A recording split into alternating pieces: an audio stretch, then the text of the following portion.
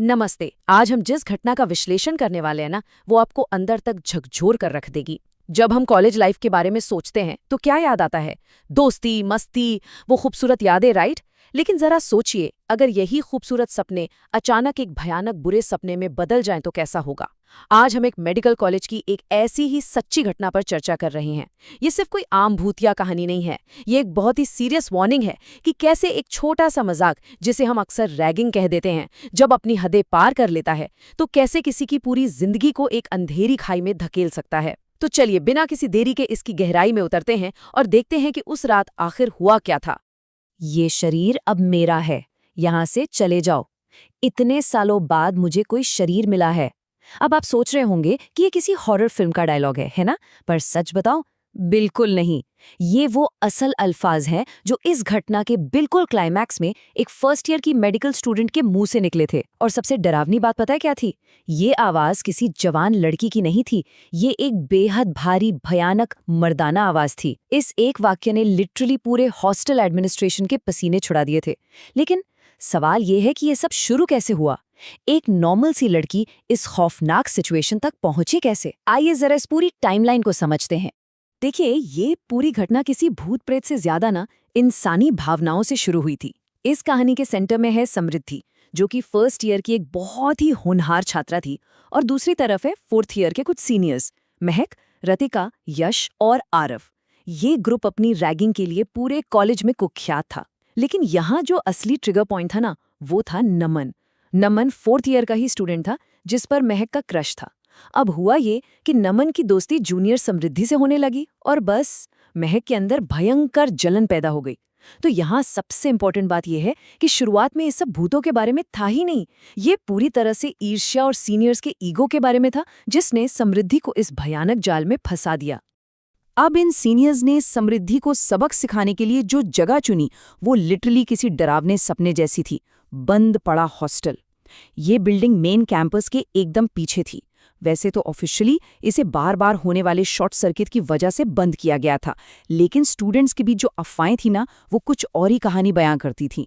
कहा जाता था कि इस हॉस्टल में पहले 4-5 स्टूडेंट्स ने सुसाइड किया था, जिसके बाद एडमिनिस्ट्रेशन ने इसे हमेशा के लिए सील कर दिया। और इसी मनहूस घुप अंधेरी जगह पर समृद्धि को रात गुजारने का टास्क दिया गया। शर्त बस इतनी सी थी कि अगर वो ऐसा कर लेती है तो महक उसे और नमन को हमेशा के लिए अकेला छोड़ देगी। अब जरा उस रात की टाइमलाइन पर गौर कीजिए। रात की ठीक 10 बजे सीनियर्स के भारी दबाव में समृद्धि उस खौफनाक अंधेरे हॉस्टल में दाखिल होती है।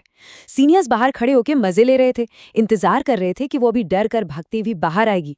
लेकिन जब रात के 11 बज जाते हैं और अंदर से कोई आवाज तक नहीं आती, तो उन्हें लगता है कि शायद समृद्धि किसी दूसरे रास्ते से चुपचाप निकल गई है। सब अपने अपने कमरों में सोने चले जाते हैं। लेकिन कहानी यहाँ खत्म नहीं होती दोस्तों। रात के ठीक 3:30 बजे महक के दरवाजे पर अचानक दस्तक होती है। जैसे ही महक दरवाजा खोलती है, सामने समृद्धि खड़ी थी। बाल पूरी तरह बिखरे हुए, आंखों के नीचे गहरे काले गड्ढे, और वो एक बिल्कुल बेजान सी ठंडी आवाज में कहती है, मैं वहां रह ली हूं, अब मैं जाऊं? अगली सुबह जब सीनियर समृद्धि के कमरे में जाती है ना, तो उसका बर्ताव पूरी तरह से बदल चुका था। वो बिल्कुल भी नॉर्मल नहीं लग रही थी। जब महक उससे पूछती है कि क्या उसने रात को उस हॉस्टल में कुछ देखा, तो समृद्धि एक बहुत ही अजीब और डरावनी सी स्माइल देती है और कहती है, मैंने तो कुछ नहीं देखा, तुम्हें देखना है? सीरियसली, ये कोई नॉर्मल जवाब नहीं था। एक फर्स्ट ईयर की जूनियर जो पूरी रात एक शापित हॉस्टल में अकेले रही हो, वो अपने सीनियर्स को खुलेआम ललकार रही थी। उसने सीधे उनके ईगो पर वार किया और उन्हें उसी रात 12 बजे उसी बंद हॉस्टल में आने का चैलेंज दे दिया। और जैसा कि होता है, सीनियर्स का अहंकार उन्हें इस चुनौती को एक्सेप्ट करने पर मजबूर कर ही देता है। ओके, तो अब हम इस एनालिसिस के सबसे रहस्यमयी हिस्से में आ गए हैं। अगली रात ठीक 12 बजे जब ये पांचों उस खाली सील पड़े कमरे में मिलते हैं, तो समृद्धि अपने साथ कुछ ऐसा लेकर आती हैं जिसने पूरी बाजी पलट दी। एक ऊइजा बोर्ड।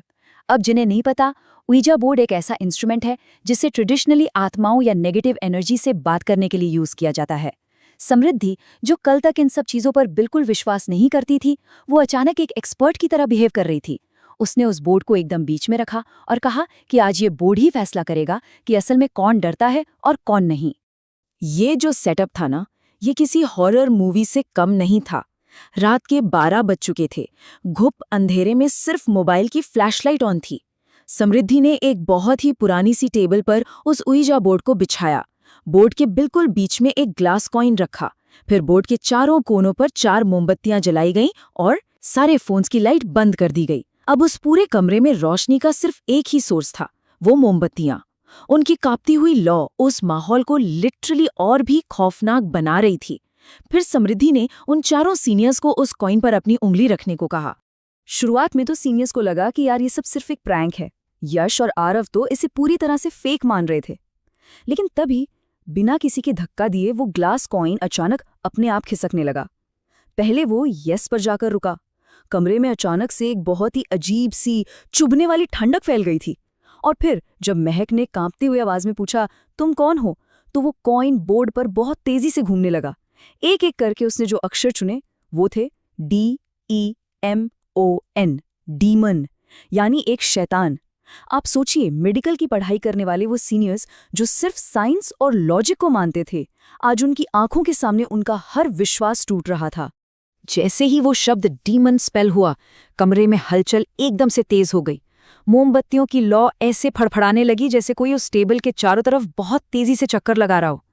अचानक रितिका चीख पड़ी, क्योंकि उसे लिटरली ऐसा फील हुआ जैसे किसी बेहद ठंडे बर्फीले हाथ ने उसे छुआ हो।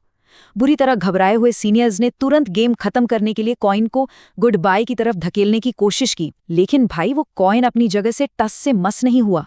और तभी टेबल के ठीक नीचे से 3 बार बहुत जोर से खटखटाने की आवाज आई। Tap tap tap. पूरे कमरे में उस पल मौत जैसा सन्नाटा छा गया। और फिर उस बोर्ड पर कॉइन आखिरी बार घूमा और उसने एक ऐसा मैसेज स्पेल किया जिसने सबकी रूह कंपा दी। I am one of you, यानी मैं तुम में से ही एक हूं। जैसे ही ये मैसेज पूरा हुआ, उनके ठीक पीछे से किसी के बहुत जोर जोर से हंसने की आवाज आई, और वो आवाज किसी और की नहीं बल्कि समृद्धि की थी। उन चारों सीनियर्स में इतनी हिम्मत भी नहीं बची कि वो पलट कर पीछे देख सके।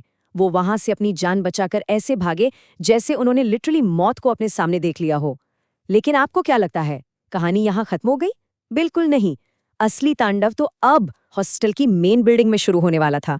सीनियर्स तो वहां से भाग गए, लेकिन जब समृद्धि वापस अपने रूम में आई तो वो किसी भी एंगल से एक नॉर्मल इंसान नहीं लग रही थी। उसकी रूममेट्स ने जो मंजर देखा वो किसी को भी जिंदगी भर के लिए डरा सकता है। समृद्धि बिस्तर पर बिल्कुल पत्थर की तरह अकड़ कर बैठी थी। उसकी आंखों की पुतलियां पूरी तरह पीछे पलट चुकी थीं, सिर्फ सफेद हिस्सा दिख रहा था। जब रूममेट्स ने डरे हुए उससे बात करने की कोशिश की तो उसके गले से एक बहुत ही भारी डीप मर्दाना आवाज में गुर्राने की आवाजें आने लगी। और सबसे खौफनाक पल तो तब था जब उसके हाथ और पैर पीछे की तरफ 180 डिग्री के इम्पॉसिबल एंगल पर मुड़ गए। ये अब साफ हो चुका था कि ये कोई बीमारी नहीं है, बल्कि एक पोजेशन का केस है। उस पर किसी बाहरी शक्ति का कब्जा हो चुका था। हॉस्टल की जो वार्डन थी, उन्हें 25 सालों का एक्सपीरियंस था और उन्होंने तुरंत सिचुएशन की गंभीरता को समझ लिया। उन्होंने सिक्योरिटी गार्ड्स की मदद से किसी तरह समृद्धि को काबू किया और तुरंत हॉस्टल के नोटिस बोर्ड पर एक इमरजेंसी नोटिस चिपका दिया। उसमें लिखा था, आज रात 9 बजे के बाद कोई भी स्टूडेंट अपने कमरे से बाहर नहीं निकलेगी। हॉस्टल की स्पिरिचुअल क्लींजिंग की जाएगी। This is not a prank anymore. Warden अच्छे से जानती थी कि अब ये मामला मेडिकल साइंस की किताबों से बहुत दूर जा चुका है और अब उन्हें कुछ ऐसे तरीके अपनाने होंगे जो विज्ञान की समझ से परे हैं। तो सिचुएशन को कंट्रोल करने के लिए फाइनली एक बहुत ही अनुभवी तांत्रिक बाबा को बुलाया गया। पुराने हॉस्टल के बेसमेंट में एक बेहद इंटेंस एग्जॉस्टिज्म यानी अनुष्ठान शुरू हुआ। कमरे के हर एक कोने में सरसों के तेल के दिए जलाए गए। बाबा ने जमीन पर एक खास यंत्र बनाया और जोर जोर से मंत्र पढ़ना शुरू कर दिया। जैसे जैसे मंत्र तेज होते गए, समृद्धि जमीन पर बुरी तरह छटपटाने लगी। उसकी आंखें एकदम काली पड़ चुकी थीं। जब बाबा ने उस पर पवित्र जल फेंका तो उसे लिटरली ऐसा झटका लगा जैसे किसी ने उसे बहुत जोर से धक्का दिया हो। और फाइनली जब बाबा ने राक्षस निवारण यंत्र निकालकर समृद्धि की पीठ पर रखा तो उसका शरीर बहुत बुरी तरह से कांपने लगा। इस पूरे अनुष्ठान के दौरान उस इकाई ने आखिरकार हार मान ली, लेकिन जाने से पहले उसने एक ऐसा सच बोला जिसने वहां मौजूद हर इंसान को सोचने पर मजबूर कर दिया। उसने बड़ी भारी आवाज में कहा, मैं इसके पास नहीं आया था, ये मेरे पास आई थी। ये बात साफ दिखाती है कि जब हम उन अंधेरी शक्तियों से छेड़छाड़ करते हैं जिनके बारे में हमें कोई जानकारी नहीं है, तो उसके रिजल्ट्स कितने ज्यादा जानलेवा हो सकते हैं। समृद्धि को उस बंद हॉस्टल में जबरदस्ती भेजा गया था और उसी अंधेरे में उसने, चाहे अनजाने में ही सही, उस भयानक शक्ति को खुद इनवाइट कर लिया था। चलिए अब जरा देखते हैं कि इस पूरी घटना के बाद आखिर हुआ क्या। समृद्धि की जान तो बच गई, लेकिन जब वो अपने घर से वापस कॉलेज लौटी तो उससे उन 3-4 दिनों की कोई भी बात याद नहीं थी। उसके दिमाग ने उस भयंकर ट्रॉमा को पूरी तरह से इरेज कर दिया था। और महक और उसके दोस्तों का क्या हुआ? उन चारों को कॉलेज से सस्पेंड कर दिया गया और आगे एग्जाम्स में बैठने से हमेशा के लिए रोक दिया गया। उनकी एक छोटी सी ईर्ष्या और एक मजाक ने उनके पूरे करियर को तबाह कर दिया। और वो बंद हॉस्टल, कॉलेज एडमिनिस्ट्रेशन ने रिस्क ना लेते हुए उसके चारों तरफ ईंट की एक बहुत बड़ी दीवार खड़ी करवा दी ताकि फ्यूचर में कोई भी स्टूडेंट भूलकर भी उस मनहूस जगह के आसपास ना जा सके। तो इस पूरे खौफनाक विश्लेषण के बाद हमारे सामने एक बहुत ही बड़ा सवाल आकर खड़ा हो जाता है। क्या ouija बोर्ड सच में किसी दूसरी दुनिया, किसी दूसरे डायमेंशन का दरवाज़ा है, या फिर अंधेरे और डर से भरा हमारा खुद का दिमाग ही हमारे साथ ये सारे खेल खेलता है? जो भी हो, इस घटना ने एक बात तो बिल्कुल साफ कर दी है कि रैगिंग जैसी चीज़ें किसी की भी जिंदगी को किस हद तक तबाह कर सकती हैं। ये सच में सोचने वाली बात है कि क्या हमारे आसपास वाकई ऐसी शक्तियों का वजूद है जिन्हें हम देख नहीं सकते। इसी एक सवाल के साथ हम आज का ये विश्लेषण यहीं खत्म करते हैं। अपना ख्याल रखिए, सुरक्षित रहिए और ऐसे ही नई चीज़ें सीखते रहिए।